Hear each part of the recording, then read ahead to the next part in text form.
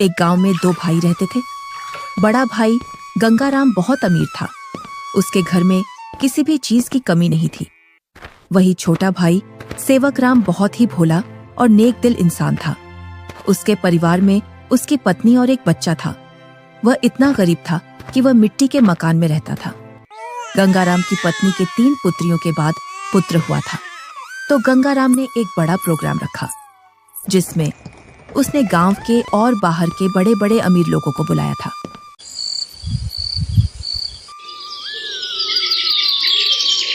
सुबह से ही गंगाराम के घर के चारों ओर चहल पहल थी। कहीं पकवान बन रहे थे, तो कहीं बच्चे खेल रहे थे और कहीं मेहमान आ रहे थे। गंगाराम के घर के चारों ओर खुशी का माहौल था। धीरे धीरे चारों ओर के मेहमान आ गए, पर आपके छोटे भैया सेवक कहीं दिखाई नहीं दे रहे हैं। अभी तक आए नहीं। आपने गांव में सबको बुलावा दिया है ना? अरे हाँ, बुलाया है उसको। आता ही होगा अपने बच्चों के साथ। तू यहीं रुक और मेहमानों को देख। मैं अभी आता हूँ व्यवस्था देखकर। इतना कहकर गंगाराम घर से बाहर चला जाता है और गुनगुनाता है, मैं उसको अपने प्रोग्राम में क्यों बुलाऊं? वो कहाँ और मैं कहाँ? मेरे यहाँ एक से बढ़कर एक अमीर मेहमान आ रहे हैं।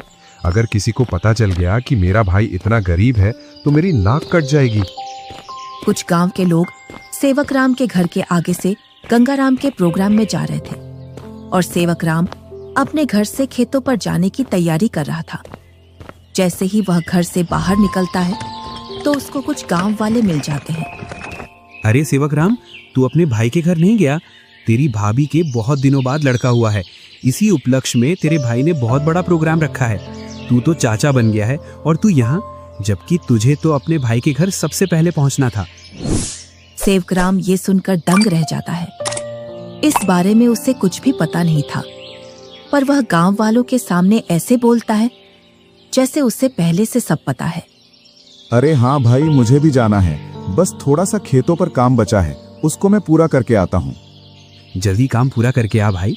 सुना है भाई गंगाराम ने बहुत ही स्वादिष्ट पकवान बनवाए हैं और उसने खाने पर पूरे गांव को बुलाया है। हाँ, ये तो बड़ी ही अच्छी बात है। तुम लोग चलो, मैं आता हूँ। जैसे ही गांव वाले वहां से निकल जाते हैं तो सेवकराम का मुंह उतर जाता है। ये तो बहुत खुशी की बात है, पर इसके बारे में तो मुझे कुछ पता ही नहीं है।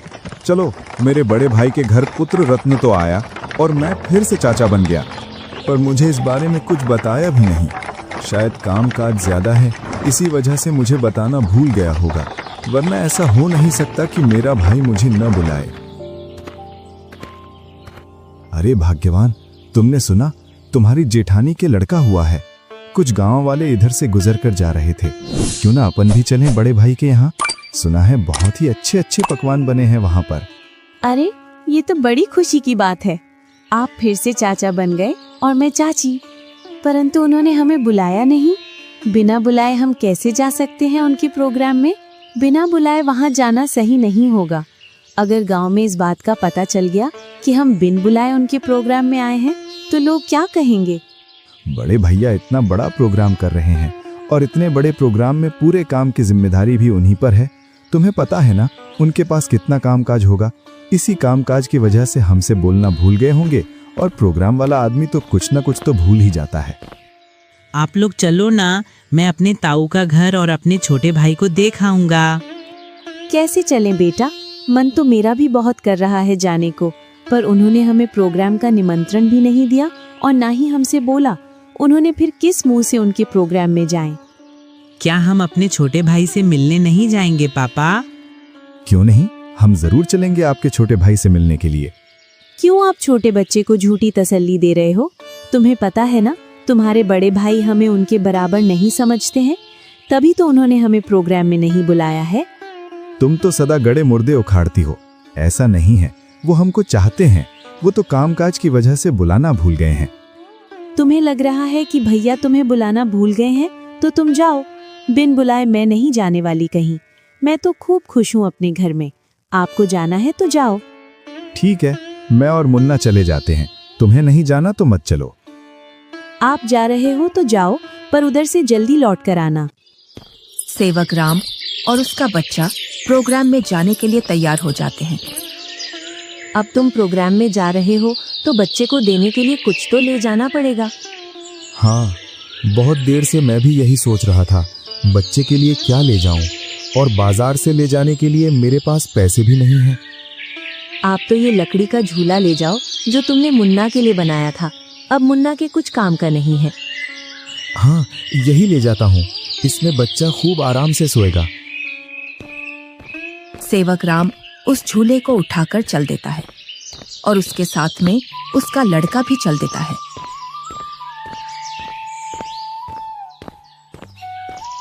थोड़ी देर बाद दोनों प्रोग्राम में पहुंच जाते हैं। यहाँ तो खूब अमीर मेहमान आए हैं और बच्चे को देने के लिए शानदार और महंगी महंगी वस्तुएं लाए हैं। मेरा झूला तो इनके आगे कुछ भी नहीं है। सेवक राम मेहमानों पर महंगी महंगी वस्तुएं देखकर अपने झूले की ओर देखता है और मन ही मन में सोचता है, मैं क्यों इस झूले को यहाँ लाया? यहाँ तो एक से बढ़कर एक वस्तुएं हैं बच्चे के लिए। मैं भी क्या सोच रहा हूँ, भला हाथ की बनी चीज और बाजार की चीजों में अंतर होता है। बड़े भैया जरूर मेरे झूले को पसंद करेंगे, क्योंकि मेरा झूला सबसे मजबूत है, क्योंकि इसे मैंने अपने हाथों से बनाया है। और सेवक राम निसंकोच होकर मेहमानों के बीच में घूमने लगता है। वह देखता है कि उसके बड़े भैया और भाभी मेहमानों का स्वागत कर रहे थे। तभी गंगाराम की पत्नी की निगाह सेवक राम पर जाती है। तब वह गंगाराम से बोलती है, अरे भैया और मुन्ना तो आ गए, पर देवरानी नहीं दिख रही है। कहाँ आ गए? मुझे तो कहीं दिखाई नहीं दे रहे। वो रहे मेहमानों के बीच में। इधर सेवक राम के पास कुछ मेहमान आ जाते हैं। उसकी वेशभूषा देखकर मेहमान सेवक राम से पूछते हैं, अरे तुम कौन हो और ये कैसी वेशभूषा पहनकर आए हो और ये लकड़ी का झूला लेकर आए हो इस जमाने में? चलो तुम अपना परिचय दो, तुम कौन हो और यहाँ क्या कर रहे हो? इतना सुनकर सेवक राम संकोच में पड़ जाता है और मन ही मन सोचता है, अगर मैं इन्हें ये बताऊं कि मैं गंगाराम का छोटा भाई हूं तो ये लोग क्या सोचेंगे? एक भाई इतना अमीर और एक भाई इतना गरीब कि वो प्रोग्राम में एक जोड़ी कपड़ा भी सही से पहनकर नहीं आ सकता है। इससे अच्छा तो मैं झूठ बोल दूं। मैं गंगाराम जी का मजदूर। अरे तुम इतना क्यों घबरा रहे हो? डरो मत, बेझिझक होकर बोलो। गंगाराम जी का मैं मजदूर मैं छोटा भाई हूँ। वह बहुत कोशिश करता है झूठ बोलने की, लेकिन उसके मुंह से सच निकल जाता है। क्या बोल रहे हो? तुम्हें पता है ना तुम गंगाराम जी को अपना भाई बता रहे हो? तुम्हें पता है ना वो कहाँ और तुम कहाँ? अपने आप को देखो और उनका प्रोग्राम देखो। इतने में ही गंगाराम वहां आ जाता है और बोलता है, क्या बोल रहा है ये? ये तुम्हें अपना भाई बता रहा है कि तुम इसके भाई हो। मेरा भाई होता तो वो इस हालात में रहता। ये तो मेरा हारी है, हारी। इसको मैंने एक दिन प्यार से भाई क्या बोल दिया, मुझे अपना भाई बताने लगा। इतना सुनकर सेवक राम अपना सिर झुका लेता है। आप प्रोग्राम का आनंद लीजिए। चलो मैं और मेहमानों से मिलता हूँ। जी आप मिलिए, हम भी और परिचितों से मिल लेते हैं। चलो तुम यहाँ से बाहर चलो, मुझे तुमसे कुछ बात करनी है। दोनों भाई एकांत में चले जाते हैं। जब तुम्हें पता है मेरे यहाँ एक से बढ़कर एक मेहमान आए हैं, फिर भी तू प्रोग्राम में घुस आया मेरी नाक कटवाने के लिए। और ये क्या लेकर आया है मेरे लड़के के लिए? लकड़ी का झूला। इस झूले में सोएगा मेरा लड़का। मेरा लड़का तो मखमल के झूले में सोएगा। किसमें? मखमल के झूले में। जा यहाँ से, मुझे दिख मत जाना अब इस प्रोग्राम में। अगर कुछ खाना बचेगा तो मैं सुबह भिजवा दूंगा तेरे घर पर। और हाँ, साथ में अपने लड़के को भी ले जाना यहाँ से। मुन्ना की माँ ठीक बोल रही थी कि बिन बुलाए वहां मत जाओ। मेरी ही गलती है जो मैं बिन बुलाए यहाँ आ गया। सेवक राम अपने बच्चे को लेकर अपने घर की ओर चल देता है, बड़े ही उदास मन से। इतने में ही बच्चा बोलता है, पापा, हम छोटे भैया से भी तो नहीं मिले और आप इतनी जल्दी घर चल रहे हो। सेवक राम थोड़ी हिम्मत करके अपने लड़के से बोलता है, बेटा हम शाम को आएंगे। खेतों पर कुछ काम बाकी रह गया था, वो मुझे याद आ गया है। उसे करके मैं आ जाऊंगा। उसके बाद चलेंगे हम तेरे छोटे भाई से मिलने के लिए। दोनों घर पहुंच जाते हैं। मुन्ना घर से बाहर बच्चों के साथ खेलने के लिए चला जाता है। इधर सेवक राम अपनी पत्नी को पूरी घटना सुना देता है और उसकी आंखों से आंसू छलक जाते हैं।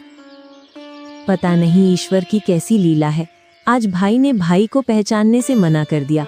आप रोइए मत, ईश्वर एक दिन सब ठीक कर देगा।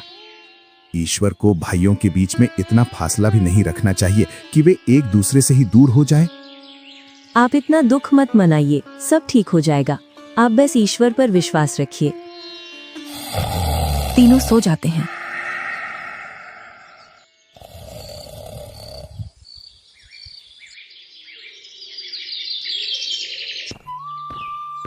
दूसरा दिन गंगाराम के दरवाजे को कोई बजाता है। पता नहीं अब कौन आ गया। कल का इतना थका हारा हूं, फिर भी लोगों को समझ में नहीं आता है और आकर दरवाजा खटखटाने लग जाते हैं। गंगाराम जैसे ही दरवाजा खोलता है तो वह देखता है कि सामने एक साधु खड़ा है। क्या है महाराज, क्यों दरवाजे को बजा रहे हो?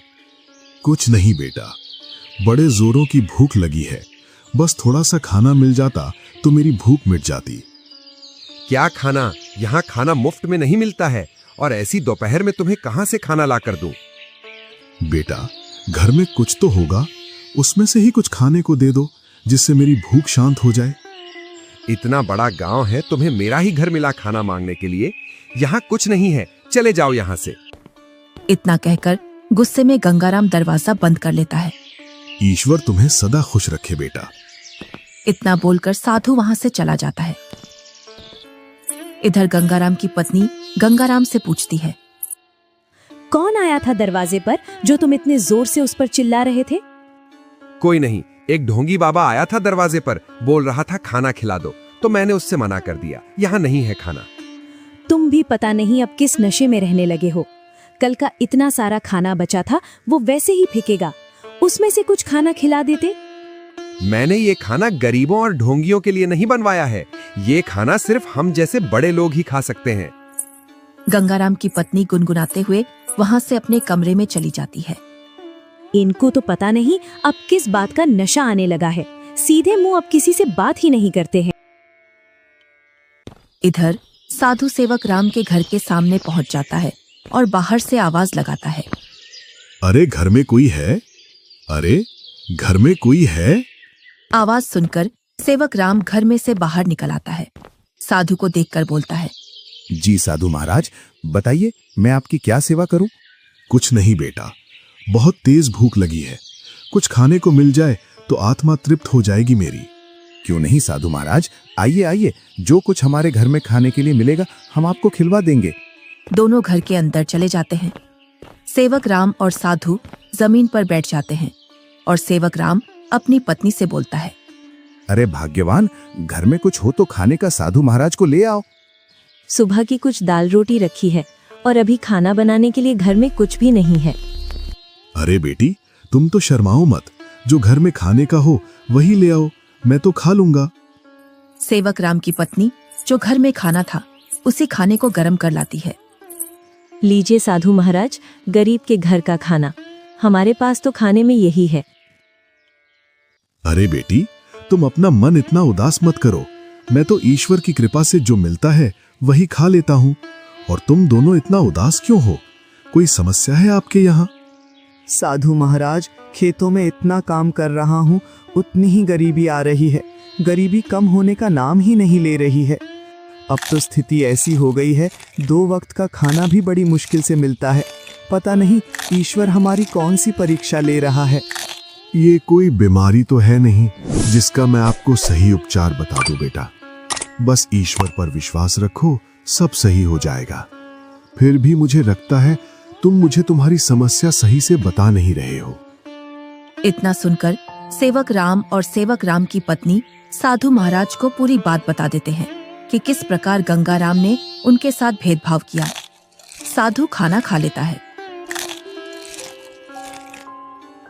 पता नहीं आपको हमारे हाथ का खाना कैसा लगा, सही लगा या नहीं? बेटी, तुम अपना मन उदास मत करो। तुम तो अन्नपूर्णा हो और तुम्हारे हाथ का खाना बहुत ही स्वादिष्ट है। इतना सुनकर सेवक राम की पत्नी खुश हो जाती है। तुमने बेटा आज मेरी आत्मा तृप्त कर दी है। अगर तुम आज मुझे भोजन नहीं देते तो पता नहीं आज भूख की वजह से मेरा क्या होता। साधु अपने थैले में हाथ डालता है और उसमें से एक पोटली निकालता है। इसमें क्या है साधु महाराज? ये पोटली बेटा बीजों का भंडार है। तुम जिस भी फसल का बीज चाहोगे वो बीज इस पोटली में से निकलेगा, जिससे तुम्हारी फसल साधारण फसल से 10 गुना ज्यादा निकलेगी। ये तो महाराज आपकी असीम कृपा है। ये मेरी नहीं, ईश्वर की कृपा है बेटा। बस एक बात का ध्यान रखना, इस पोटली के बारे में कभी किसी को मत बताना, और इसमें से जो बीज निकले उन्हें बेचना नहीं। अगर तुमने ऐसा किया तो ये पोटली आपके किसी काम की नहीं रहेगी। जी साधु महाराज, मैं कभी ऐसा नहीं करूंगा। और साधु महाराज वहां से चले जाते हैं। साधु महाराज के पैर जैसे ही घर में पड़े तब से घर में शांति का अनुभव हो रहा है। हाँ भाग्यवान, अब ईश्वर की कृपा से सब ठीक हो जाएगा।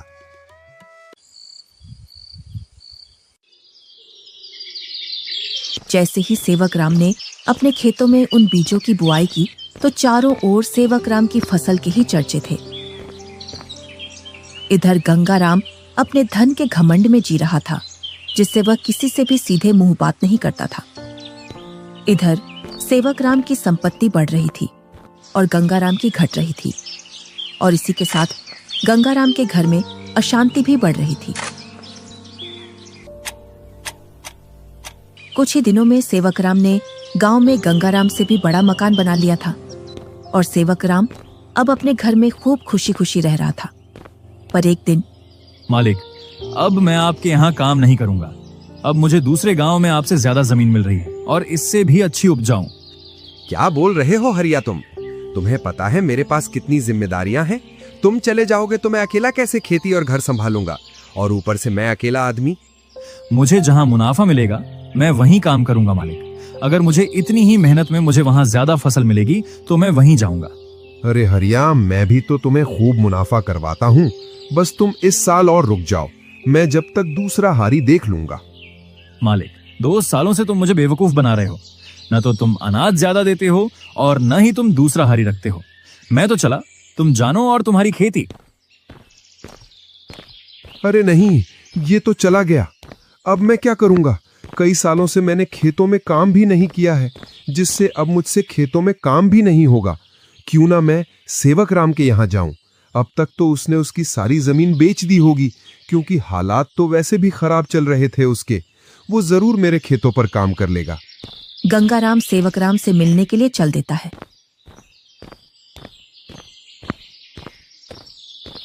जैसे ही वह उसके घर के सामने पहुंचता है तो वह सेवक राम के घर को ढूंढने के लिए उस मोहल्ले में चारों ओर घूम जाता है।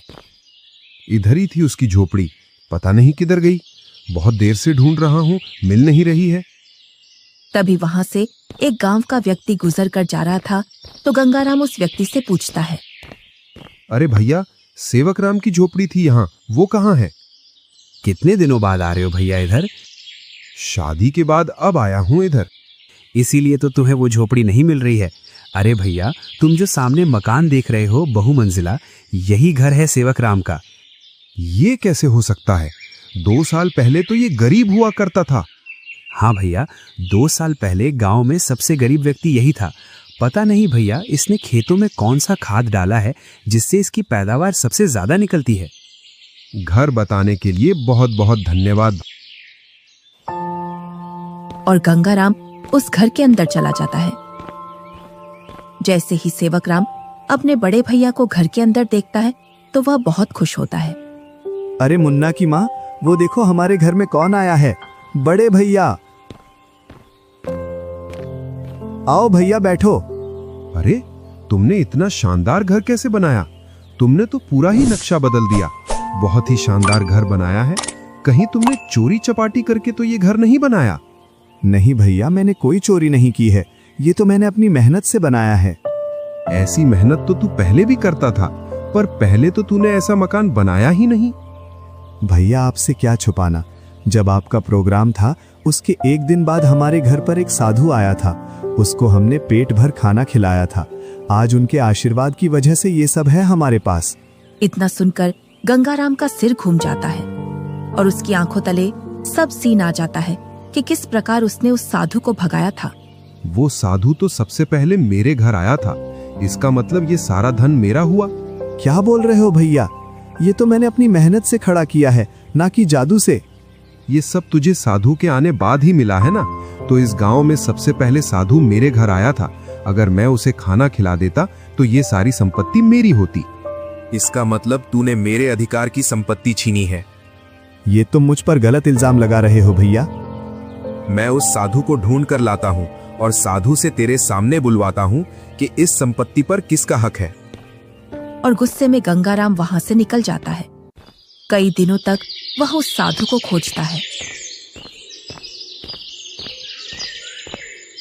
बड़ी मुश्किल से एक जंगल में तपस्या करते हुए वह साधु मिल जाता है।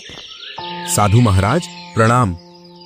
कौन हो बेटा जो तुम मेरी तपस्या में व्यवधान डाल रहे हो? मैं गंगाराम हूँ। आज से 2 वर्ष पूर्व तुम मेरे घर आए थे खाना खाने के लिए, जब तुम्हें जोरों की भूख लग रही थी। तुम तो वही हो ना जिसने खाना देने से मना कर दिया था? हाँ, पर उस संपत्ति पर पहला हक मेरा बनता है जो तुम मेरे भाई को देकर आए हो, क्योंकि तुम खाना मांगने सबसे पहले मेरे घर आए थे। कौन सी संपत्ति? मैंने तो उसे सिर्फ आशीर्वाद दिया था, क्योंकि उसने बड़े ही सम्मान के साथ खाना खिलाया था, और वो धन तो उसकी मेहनत और ईमानदारी का फल है। इतना सुनकर गंगाराम गुस्से में साधु से बोलता है, साधु, तुम मेरे साथ अन्याय कर रहे हो, क्योंकि उसकी संपत्ति पर पहला अधिकार मेरा है, क्योंकि तुम सबसे पहले मेरे द्वार पर आए थे। अगर तुम मुझे ये पहले ही बता देते कि मैं तुझे और भी अमीर बना दूंगा तो मैं तुम्हें उससे भी अच्छा भोजन कराता। उसने क्या खिलाया होगा आपको? सूखी रोटी? गंगाराम साधु से बहुत वाद विवाद करता है और गुस्से में साधु से बोलता है, जिससे साधु को क्रोध आ जाता है। बालक, तुमने मेरी सब्र की सीमा खत्म कर दी है। तुम मेरे श्राप से अब बच नहीं सकते हो। इतना सुनकर गंगाराम के होश उड़ जाते हैं। इतने में ही सेवक राम और गंगाराम की पत्नी आ जाती है। क्षमा कीजिए साधु महाराज, क्षमा कीजिए। अरे बेटी, तुम क्यों माफी मांग रही हो? मेरे पति थोड़े उग्र हैं, उनको पता नहीं है किससे कैसे बात करना है। इतना सुनकर गंगाराम भी माफी मांग लेता है। गंगाराम, अभी तक तुम्हारा जो घर चल रहा था वो तुम्हारी पत्नी के निर्मल भाव की वजह से चल रहा था। अब तुम अपने लालच को छोड़ दो और दोनों भाई साथ साथ रहो, क्योंकि तुम्हारा छोटा भाई बहुत ही ईमानदार है। जी साधु महाराज। तुम्हें कैसे पता चला मैं यहाँ हूँ? आप जिस दिन साधु महाराज की खोज में निकले उसी दिन भैया मेरे पास पहुँच गए थे और उन्होंने आपके बारे में मुझे सब बता दिया था। भाई हो तो तेरे जैसा, मेरे जैसा भाई किसी को भी नहीं मिले।